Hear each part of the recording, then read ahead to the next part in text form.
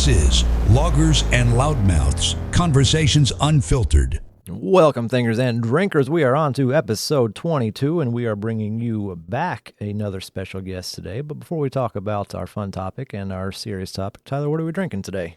Yep. So we are going back to Brothership Brewing Company out of Mokina, Illinois. This one is called Aliens vs. Cowboys. It is a double dry hop New England double IPA with Galaxy, Eldorado, and Citra hops. 8% ABV. Does not give me the IBUs on Untapped. But overall, I just tried it. Very, very citrusy. It's 8%, like I said. Very, very appropriate for our guests, too. Yeah. It's got Cowboys, and we have Cowboy Dan. We have with Cowboy us. Dan on today. Yeah, overall, I think for an 8% beer, I'm very surprised with how smooth that drinks. It is. It almost looks like orange juice. It's stupid hazy, and it's, just got that orange juice hazy color to it. I think it's really good. Yeah. But like Cam said, we welcome Sheriff Cowboy Dan back to the podcast. What do you think about the beer, Dan? I think that's real dangerous. It is. For as much as it's got in it. Especially it goes near the dog there. Uh-huh. And maybe Dan is actually going for the record. Let's see if we can break our record. Dan currently holds the record for most downloads as a guest. At 83. We're trying to break 100 with this episode, so share it with everybody. We're going to get there. Yeah, we'll get there. I think we got this. I'm doing a whole ad campaign after this is over. Hell yeah. That's good. All right. That being said, Cam, why don't you kick us off with our serious topic of the day? All right, so next week, well, actually yesterday technically, I guess, was the start of college football season. We are in the state of Tennessee where college football is king, although I am a Kentucky fan, so suck it, Vols. So we decided this week that we wanted to talk about NIL. So it's been around for a few years now. We've had a few years to kind of digest the good, the bad with the NIL. And if you don't know what NIL stands for, it's name, image and likeness. Yeah. So basically, players profiting off of themselves, essentially, is what it comes down to. So our serious topic is, has NIL changed the landscape of college athletics? And do we see that as a good thing or a bad thing? Yeah, hell yeah. You want to give us just your off the cuff? Yeah, off the cuff. I think it's definitely changed the dynamic, and I think overall it's a good thing in my opinion. All right, Dan, what you got? Yeah, I think it's definitely changed how athletics are run. But in general, I think it is good for the athlete itself. Yeah, for the athlete, definitely, for sure. And I'm right there with you guys. I think overall, it's completely changed the sport. I don't know if the changes are all positive. I think they are positive for the player, but I don't know that all of the changes for athletics as a national kind of landscape is the positive. So expand upon that. Why do you think that? Well, because the rich get richer. The rich being the bigger schools, the Power 5 schools. Your Power 5 schools have a lot more money to spend on NIL. So who is paying the athlete the NIL? Because when I think of NIL, I think of, you're thinking like the Under car Armour, Nike. dealerships. Well, that's kind of what it is. It's businesses. It is but businesses. It's NIL collectives mixed with businesses. So the collective is maybe a group of people. It could be a single business, but like Tennessee is the Ball Fund or some Tennessee Fund or something like that. So how does that get distributed? Is it because I'm pretty naive to it. I understand what it is, but I don't know the specifics. So is it the school paying it out of this fund, or is it just a transaction between this company or group of people and the player? Both, I think. No, the school has nothing to do with it. No, the school cannot have nothing to do with it. Gotcha. So it is strictly outside company, outside player. The school can't. That's where. Of course, we can go down a whole rabbit hole on that one. So really, it's a marketing. It's just a marketing spend for companies, and they're choosing instead of a pro athlete or something, or Facebook ads or commercials. They're putting their brand on a specific player in college sports. Yeah. That's basically what it boils down to. Honestly, with collegiate stuff, there's very strict limits on the kind of compensation, quote unquote, you can provide your athlete, and usually it's in the form of scholarships, free education, food, shit like that. Yep. Right, So, and that's where this whole deal come about. I mean, and it really started. The big one everybody knows about is the NCAA football game. Everybody's pumped this back this year. It's been a decade-long hiatus, but NCAA college football is finally back. And I don't think players they're making it was minuscule. It was like $500. Yeah, it was like nothing, and a copy of the game. Yeah, But they're still. Oh, you're talking about the video game. The video game. Yeah. The video was the word I couldn't come up with. Yeah. But yeah, that's why it went away. Is Gotcha. because of the lawsuit. Yeah, back in Oh, like 2013, yeah, 12, something over like that. Name, image, and likeness. Yeah, I think capitalism has a lot to do with it because obviously it's these big companies that are doing it. I think it benefits the player heavily, but I haven't done research on this, but if I was a betting man, I would say it wasn't the players that tried to push for this for their own benefit. To you guys' point, the rich getting richer, they need to spend money, get their name out there, stuff like that. Yeah, and I still, even though the school's not paying, I mean, you still know your schools like your Alabamas for football, your Kentuckys for basketball, your Texas down there. They're obviously going to have a lot more opportunity for corporate sponsorships than some place like Middle Tennessee State or something. All right, so and I think this is where we can go down a whole road of right now it's the wild, wild west, and I think that's the way Nick Saban put it in one of his interviews. There's no regulation on it. There's no regulation on NILs. No, isn't that kind of why he said that he was done? He was that played into it. Yeah. I don't necessarily. Well, from the player perspective, I mean, if it's a contractual agreement between a company and a player, I don't think there necessarily needs to be regulation. Right, and the thing of it is that's where the argument is, and I think that's where a lot of players, a lot of companies, that's their argument is it has nothing to do with the school, but with the rich get richer and the poor get poorer. I mean, you got a lot of smaller schools that don't have the money, and you got these guys, and there's a big case right now with his name is Jalen Rashada. Mm-hmm. He was committed to Miami. Florida come after him. Florida offered him, Miami had offered him like a $9 million NIL deal.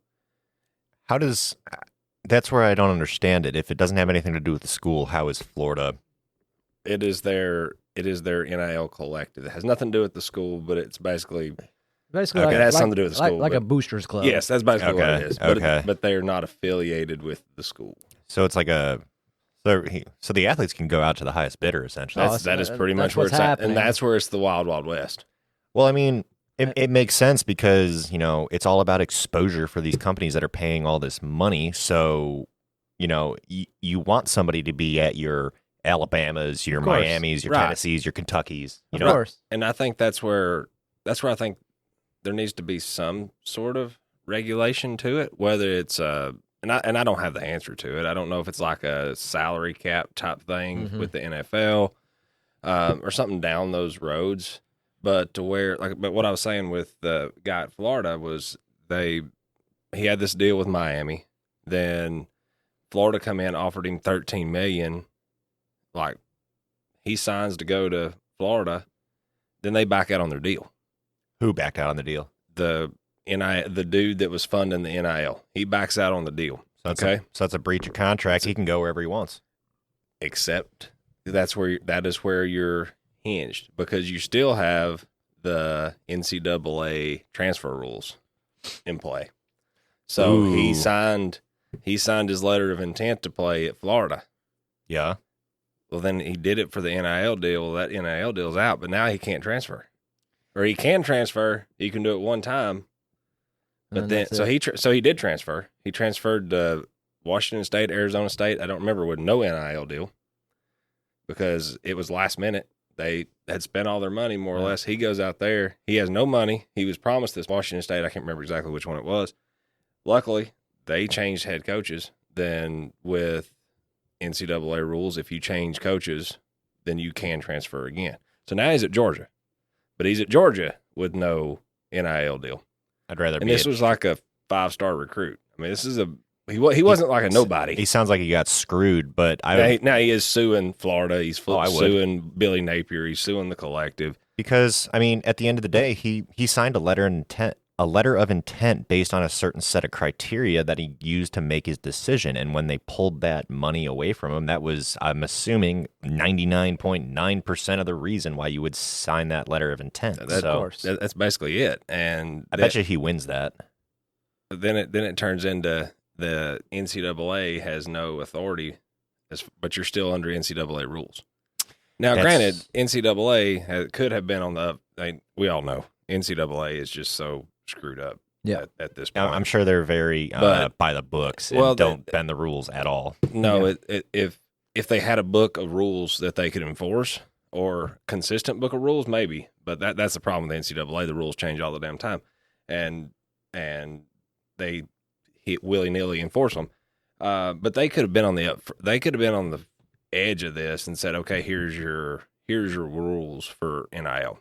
This is what we're going to play by. That would have been smart. That'd have been smart on their half. Yeah. So, but no, they just let it go, and then they try to retroactively Go back and penalize put in stipulations. Yeah. schools. I mean, Tennessee.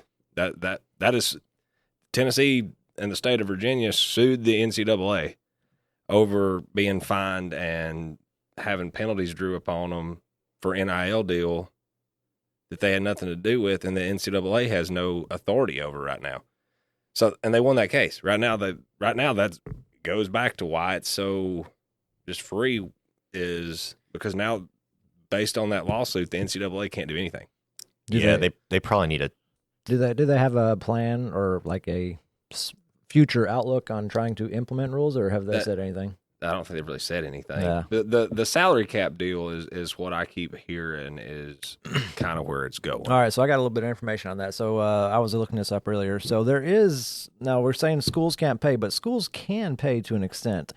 So as part of the House versus NCAA, there was a proposed made at NCAA athlete revenue sharing, where these athletic departments can share a certain percentage of their revenue with players. It's up to 22% of their revenue, and it's capped. It is capped at, I think, 21 or 22 million per year. So the schools can ultimately give money. Now, is it a 21 million enough to fund your entire school? No, but it can get you some five-star players in there, maybe. And that's kind of where I was going down that road of if it is regulated to some extent, and we'll go with the salary cap deal. Mm-hmm. But I think that's where you could really see a parity in college football. Oh, for sure. And I'm saying football, it could fall under every sport. But say I'm a 5-star quarterback.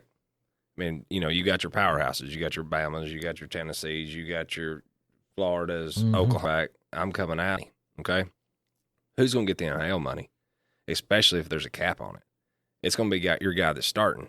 Of course. So if I'm a 5-star quarterback coming out, then I can choose to go to Tennessee. But right now, based on Tennessee's class, I've got Nico, I've got George McIntyre next year. So I'm going to be third string. Yeah. If their NIL money's capped, then there's nothing to give me. Yeah. Or, and same thing at Bama or any of the powerhouses. Or I can go to, let's just say, Washington State or somewhere like that doesn't have they're a Power 5 school, but say they don't have a quarterback. I can come out as a freshman. I can go out there. They may not be the best in the world, but I can go out there. I'm a starter. And if you can ball hard, and I'm getting starter NIL money. Yeah.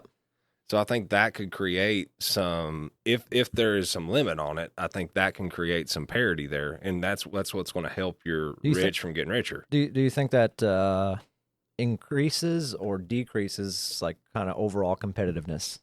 I think if that starts happening, it increases the competitiveness. So it makes it a little bit more of an even playing field. Because, I mean, you look at your Bamas, you look at your Georgias over the last few years, and when it comes to football, those guys, they've got 5-star on the line everywhere. They've got a 5-star quarterback. Okay, these guys get tired. Let's just run all them off. Yeah. And then we're going to run 5 more back on. Yeah, because they got 5 stars sitting and waiting, third string. Yeah, versus Tennessee's, Kentucky's. Yeah. Like, we've got a 5-star. I mean, his ass is on the field. Yeah. And if he's not on the field, we know his ass ain't on the field. Yeah. So I want to transition a little bit here. Obviously, we're all in favor of the NIL deals. I think my personal opinion on it is, the these athletes are putting their bodies on the line. They're not pro yet, but I would argue that they're pro, or they're playing at approaching a professional level, and ultimately that's their goal, is to go pro. So I think, NIL and, right now definitely take it. But what do you think some of the oppositions are to NIL deals? I think competitiveness right now is the biggest one, because your rich are getting richer because there isn't rules in place. Your Bamas, your Texas. Again, we're talking mainly football, but this happens in basketball too. So I think that's the biggest issue, is there's going to be a lot more parity. The bigger teams are just going to stay your top 10 teams for the next decade until they implement rules. Good. Then I think the other thing is the amount of money that is being thrown at these guys. Yeah. I know what I was doing when I was 18, right out of high school. Yeah, not smart things. Yeah. What would have happened if I give you $9 million at 18 years old? I would have been, what's his name, Deion Sanders' son, Shadir. Well, that's where I think the schools need to step in and say, we have a class dedicated to financial literacy that teaches you how to manage this amount of money, because, none of us has ever seen that money. Well, and I can't imagine an 18-year-old kid. That would be the smart thing, but at the end of the day, it's a free country. Sure. I mean, you want to piss it away, Yeah. But I think the ethical thing to do on the school's behalf is, hey, if this is happening and, our athletes are going to get, multi-millions of dollars on these NIL deals, let's do our due diligence and at least try to educate them in the correct way to get them started off on the right foot. Because everyone's brought up differently. You don't know what you don't know. Of course. It seems pretty straightforward to us, but for somebody who's never had money before in their life, it could be like a kid in a candy store, and that's what you don't want to do, especially if you get, $5 million on an NIL deal and screw yourself up and you can't continue that career path professionally. That's still a lot of money that could set you off on the right foot as a 18, 19-year-old kid. Right. And I think your other thing goes along those paths is, you've got guys, you got these businessmen. Let's go back to the dude at Florida. You got these businessmen that these guys have never had any education on how to handle money, how to handle deals. And because the school, whoever has to stay out of it for the most part, then they can get taken advantage of. 100%. So I think that needs to be, I don't know if regulated is the right thing, but at least have some interference there to where, whether it's an agent or whether it's an agent through the school, I don't know, but it would help, or I think it could keep these guys from getting taken advantage of. And just to put it into perspective for the listeners who may not know a lot about, college athletics or NIL deals, I just looked up the highest paid NIL athletes. And Bronny James from LSU at $3.7 million. So, in regards to, professional money, that's approaching that. Yeah. There's people in the NFL that have, contracts less than that. You give me $5 million, I could retire right now and be set for the rest of my life. Yep. Just as long as you're smart with it. But and that's just for these top three people, that seems like it's just the beginning, because you get through that 4 years of college athletics relatively healthy, and you can transition that into a professional career. You're gonna be pretty well off. Because the people who are making $5 million NIL deals, that's a top tier prospect for professional level teams. Yeah. Just for some stats here, and this is one of the other kind of arguments against NIL, is in terms of sports, 98 of the 100 top paid NIL athletes are football or basketball. Yep. And specifically men's football and men's basketball. Right. And that actually shocked me that the Livy Doon or whatever her name is. Yeah, you got a gymnast at number 3. She's a good looking girl, and she's big on TikTok. And that's the thing. That's probably why she got an NIL. Well, I don't want to take anything away from her. She's incredibly talented, one of the best in the world. But yeah, I think you don't think the companies look at her social media presence, the engagement, all that stuff. That's a huge part of giving her that money. But looks definitely play into that, because look at, she's marketable. And where's Caitlin Clark? Yeah, exactly. She's not in the top 3. And she was She's arguably one of the best women's basketball players in the league. She was 38th, just in case we're wondering. So, yeah. But arguably, if especially basketball. Yeah. I mean, but she's only 38th. So because she doesn't fit into that cookie cutter appearance where she's super hot and marketable and all that stuff. You know, as bad as it is to say, that becomes a factor. Oh yeah.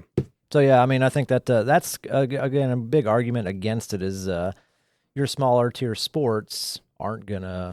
Well, that's the thing I wanted to bring up too is Livy Dunn. You know, she's at LSU, $3.7 million NIL deal, but it's like I don't think you have as much money even close in professional women's gymnastics as you do, SEC football, let alone NFL football. You know what I mean? But I also think they could go back to the regulations. So if the school has this amount of money to spend and we can only spend so much on this player or whatever, I think at that point you get X amount per sport. And I don't know how you break that up, but to say it's X amount per sport, then that could help control some of that and even that playing field for women's sports especially. I think because they're going to be the first ones that get cut. But I think it could. But I think the argument against that is who's bringing in the money. Your football programs are bringing in most of your school's athletic money. Should they not get a bigger piece of the pie? Should they? I mean, it all comes down to viewer engagement and how much revenue they can generate based on that. And Americans like football. Oh, they do. And basketball. Yeah, for sure. Football is by far, I wouldn't assume, the number one. I looked it up. NCAA made $1.3 billion in 2023. And I mean, you know the other fun thing about the NCAA? They're a non-for-profit. They don't pay taxes. How does that make you feel? Man, because they're making a shitload of money. How does that make you feel? Yeah. I was going to bring up a point. What the fuck was it? Sorry, I interrupted you. No. It's. I was going to say, at the end of the day, is it fair? On paper, probably not. But at the end of the day, if a specific sport brings in significantly more money than another sport, it's like you can't really change how people view things. No, you know what I mean? It's the men's professional basketball versus women's professional basketball argument all over again. I think if you took the WNBA and lowered the rim a foot and a half, and allowed them to dunk, do you not think viewership would go up? Maybe. 'Cause it's like how many people in the WNBA can dunk? Brittany Griner. Probably like 2. Probably less than 5. Yeah. And it's like they already use a smaller ball and everything like that. So it's like make it. Do you really think Duncan would increase viewership? I don't know that it would increase it that much. I don't know, but maybe I think it would. It wouldn't hurt. No, you're probably right. Why do you watch the NBA? Oh, I don't watch the NBA. I don't, but still, yeah, you do. But the appeal, your guys like Westbrook and those guys dunking. Someone does a fucking windmill dunk in a game, like that's fucking ESPN shit. Oh yeah, like give the women that opportunity to make those plays.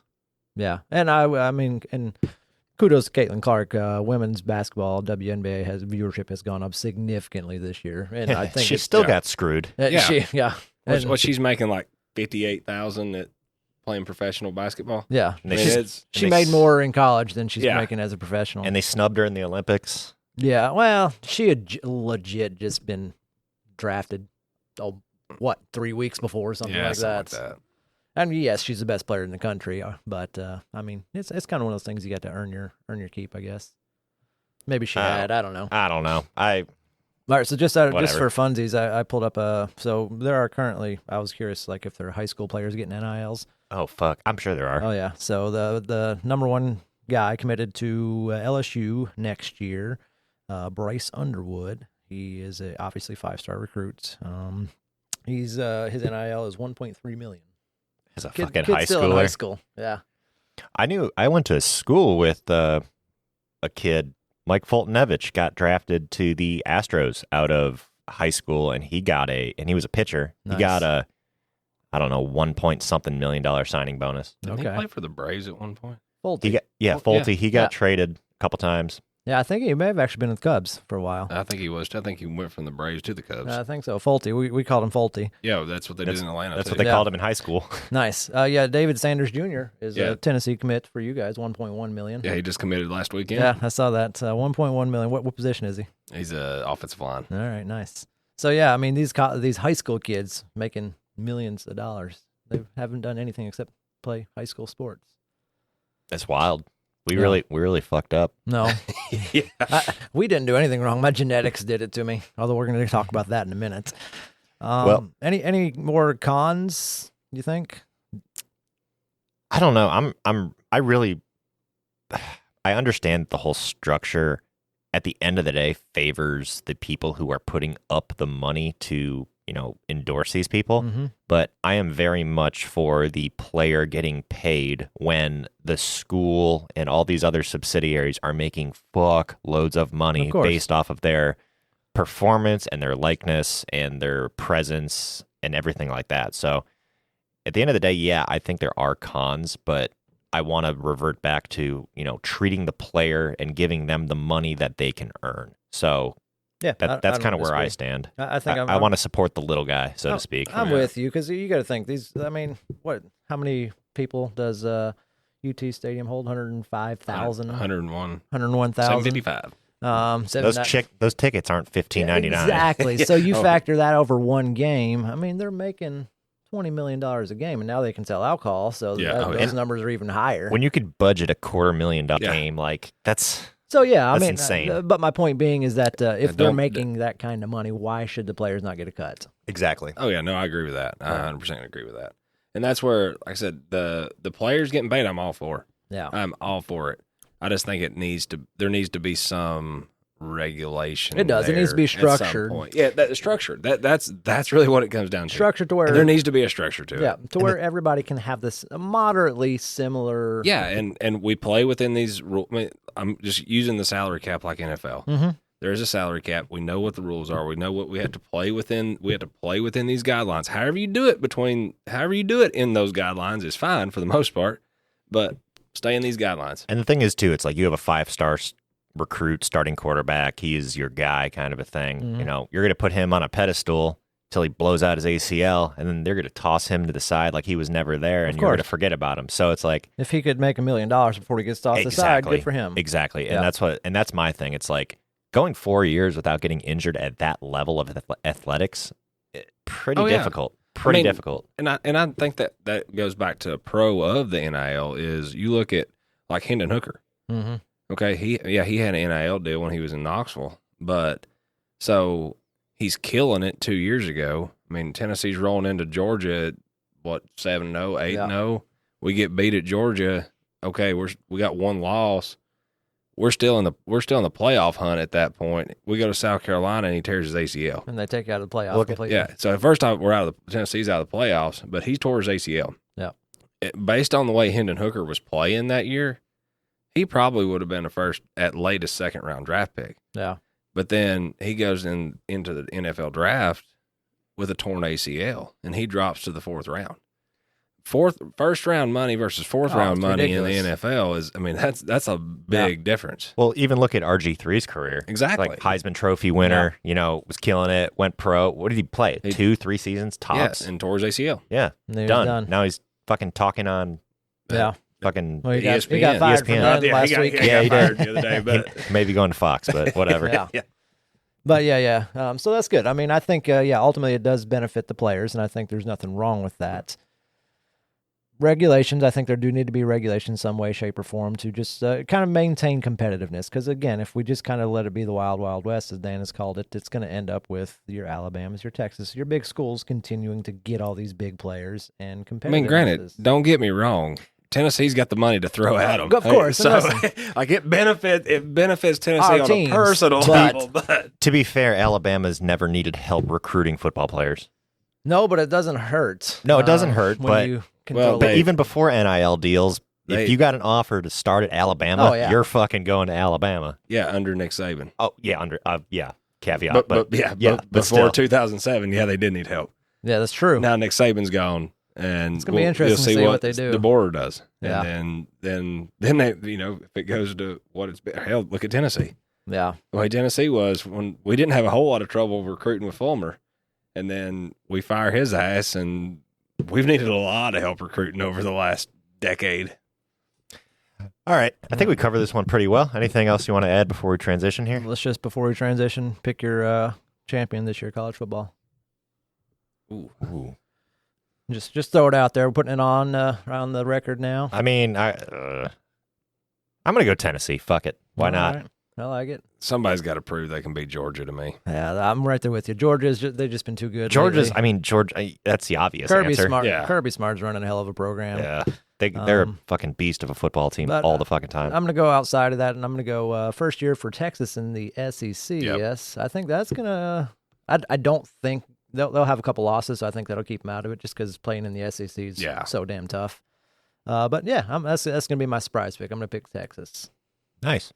Yeah, I would say Kentucky, but That ain't happening. It's not basketball season, Well, and even then, we're down for a while. I was looking at that. I read something this morning. It was talking about the 12-team playoff, whatever, because that's new, and that's going to be a big. That's a good point. Gonna be This a is the big first change. year of that. Yeah, that is going to be a real big change. I forgot to college. all about that. I mean, to college football is the 12-team playoff, because at this point, if you get into November and you're in the top 25, You can have 2 losses and make the playoffs now. there could be a 3-loss team that makes the playoff. You get in November and you're in the top 25, you still got a shot. So I think it's going to make some games down the line mean a lot more. But it was saying that like there's 9 SEC schools in the top like 15. Yeah. So you could be a 7th or 8th best SEC school and Still make it. you're not going to make the playoffs because of all the other stipulations, but you could be sitting there ranked 13 and you're still the 7th best SEC school. Yeah. Yeah. And that's and SEC's got Oklahoma, Texas this year. It's going to be an interesting year.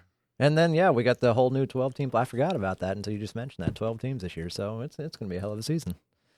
and we start off with the top 10 team losing yesterday. Yeah, so. FSU. Well, suck it. I hate Florida State. I do too. So I didn't lose any sleep over that one. No. Fun topic of the week. We kind of got a twofer here. So, first one is, what sport do you think you would have the best chance to go pro in? And then a caveat is, what sport would you want to go pro in? All right, so kind of playing off of our sports topic today. Let's go. What do you want to go pro in first? Like, if you could pick any sport to go pro in, what do you think? What would it be for you? Yeah, I think I would go auto racing. Okay. Specifically, either dirt track or drag racing. All right, I like that. That does not shock me. No, I don't think it's a shock to anybody. But Anybody who knows you, yeah. I think it'd be cool as shit. You should do it with the Jeep. Fuck yeah. Drag race the Jeep. What about you, Dan? Any sport you get to pick. It'd be baseball. Baseball for you? I Okay. I was all about baseball growing up, so it would definitely be baseball. Nice. Same for me. I mean, I played baseball throughout high school.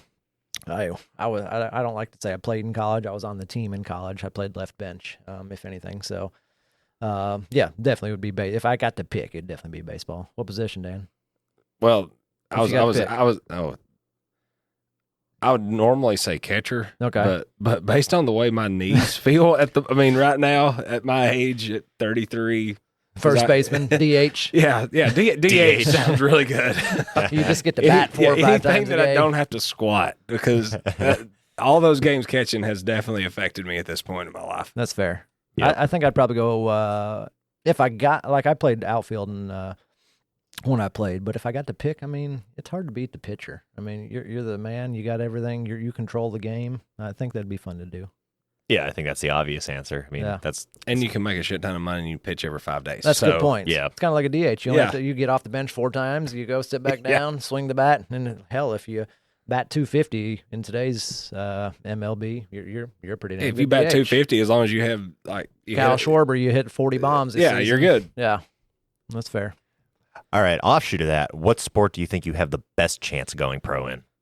Best chance. So I looked up a few. You guys remember a few years ago? What was it? The 2020 Olympics when those guys, those like beer drinking dads, did the curling. Oh, the curling, yeah. Oh yeah. That was hilarious. Curling So Matty Hamilton was his name. I thought about that, but then if I actually thought the sport that I think I have the best chance, like if I started now, actually I thought about this when the Olympics was on because I was watching the archery.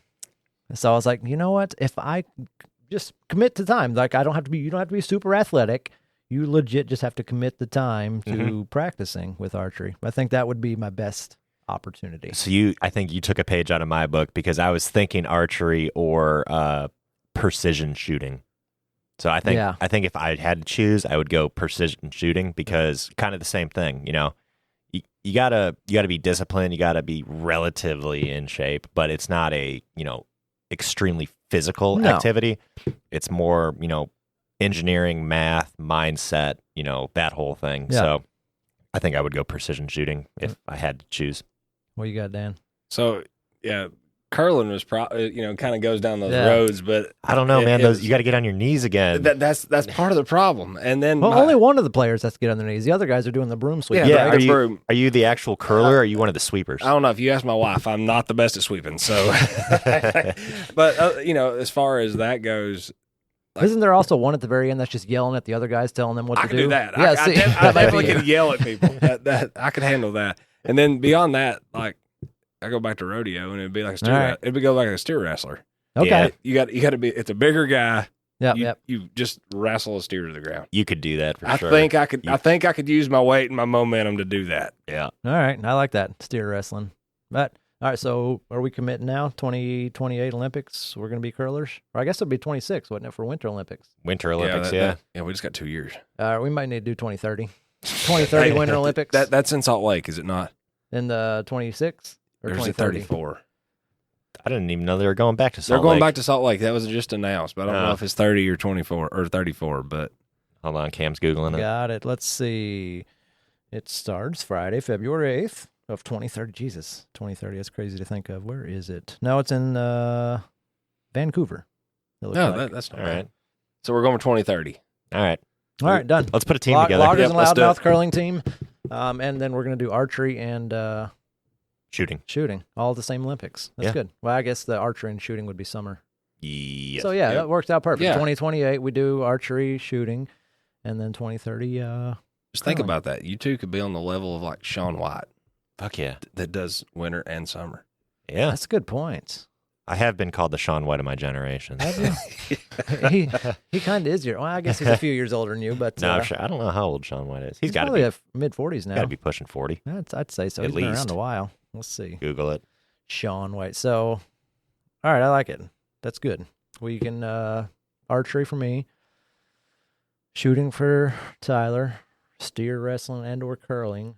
If we're going to the Olympics, I got to do curling. So Yeah. Okay. Yeah. All right. So, Shaun White is. Let's see. How old are you, Shaun? I miss his hair. He had the hair back in the day. 37. Oh man, he's about the same age as me.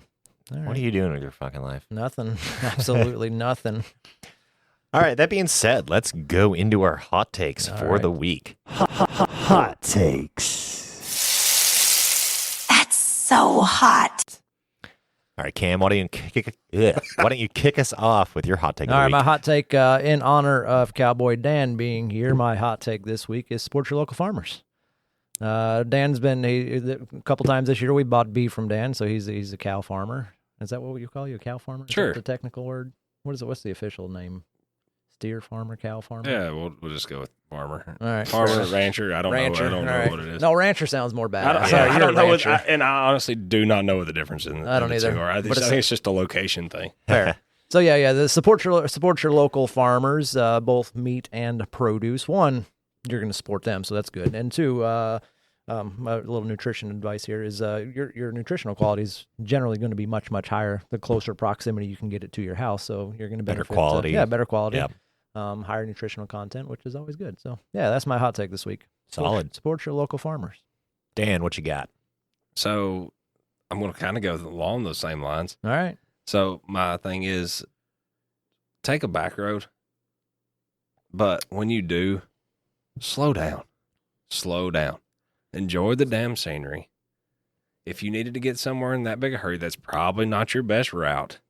You do not have to go 90 miles an hour. What the hell did I buy a Jag for? Yeah. Drive it on the interstate. And if you get behind a tractor, do not pass. No. Unless we wave, you do not pass me. Yeah. In the past year, the guy that lives beside my mom and dad, he's been hit, and I've been hit Oh, geez. by a car trying to pass. No shit. Yeah. Slow down. Yeah. If you got to be somewhere that in big of a hurry, leave earlier. If you got to go that way, leave sooner. Slow down. Yeah, Now- totally agree. And along those lines, I cycle, road cycle, and yeah, we're out there always on the roads, and people they're so fucking, they're assholes. Slow down. You do not, my life, your life, that you should have left 30 minutes ago. 14 seconds earlier, yeah. Yeah. It's not. No.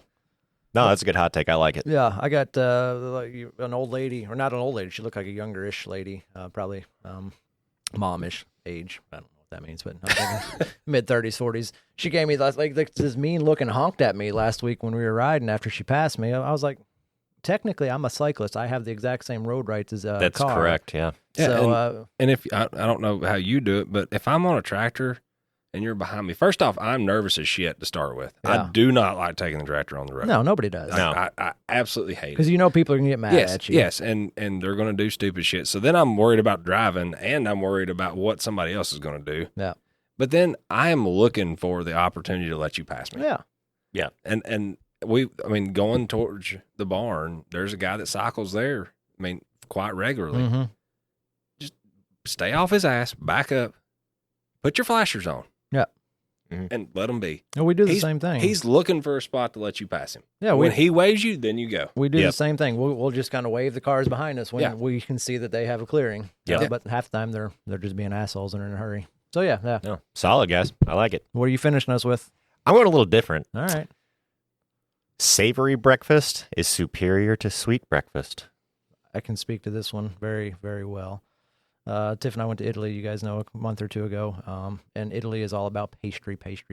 I just wanted some goddamn eggs. But nobody had eggs anywhere. And like I said, I'm not saying that sweet breakfast isn't good, because it is good on occasion. But if I had the choice, I would definitely go with savory 9 times out of 10, just because I enjoy it more, and I think it's more hearty. We going to Waffle House? Fuck yeah, let's go to Waffle House. I like Waffle House. Waffle House is great. Savory is better. Yeah. Dan, I don't know if you were part of this discussion. Bacon or sausage?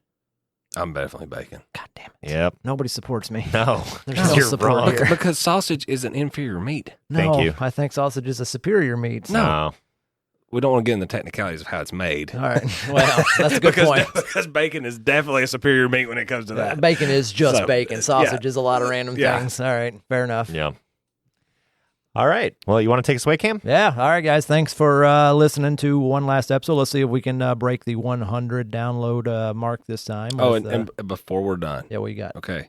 Speaking of NIL. So before this started, Tyler took a picture of me holding the beer. Yep. Yeah, we're going to have to negotiate NIL before you post Got it. that. Got it. Okay. For sure. When we start making revenue, we will surely throw some your way. We are 100% negative right now. We're about 1,000 in the hole. Yeah, we haven't made any. Nobody's even given us a 6-pack of beer yet. No, that's not true. Tanisha has given us some beer. Oh, okay. So, All right. Shout out to Tanisha. Thanks, Tanisha. We'll be drinking some of that beer later. But All right. But yeah, Dan, you're not getting shit. Okay. Maybe when we make it big like Joe Rogan, There we go. You will be our first guest. Yeah. We'll have a regular segment with you. There we go. All right. That's our commitment to you. all right, guys. Well, thank you for listening to episode 22 of Loggers and Loudmouths. If you have any feedback for us, please reach out to us at loggersandloudmouths@gmail.com. But until then, we appreciate you listening, and we'll catch you on the flip side. Thank you for tuning in to Loggers and Loudmouths. Be sure to never miss an episode by subscribing to us on your favorite podcast streaming service. If you would like to provide feedback or suggest a topic for a future episode, please reach out to us at loggersandloudmouths@gmail.com.